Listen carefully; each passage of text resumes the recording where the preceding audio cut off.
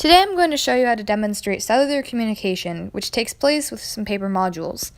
The different key pieces involved in cellular communication are the G protein coupled receptor, the phosphorylase kinase, the adenyl cyclase, of course the cell membrane, protein kinase A, the regular subunit, protein kinase A, the active subunit, the G protein, which has two halves, molecules which include CAMP, GDP, GTP, adrenaline, and lastly, glucose molecules.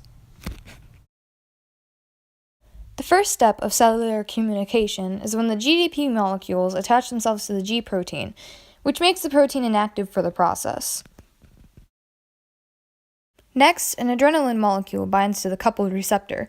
This causes a shape change in the coupled receptor, which then makes it bind to a G protein, which causes the G protein to drop the GDP in exchange for GTP instead. The exchange causes the G protein to change its shape, or in other words, it breaks in half. The half of the GTP molecule moves to the adenyl cyclase enzyme by traveling along the membrane. The G protein that moved towards the adenyl cyclase enzyme then activates the enzyme, which causes it to make cyclic AMP. This is also referred to as CAMP.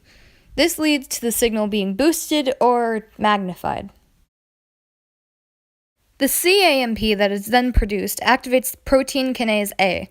This is because the molecule binds itself to the regulatory subunit, thus changing the enzyme's shape, releasing the active subunits. Then they activate the phosphorylase kinase as well, which is done by adding a phosphate to it.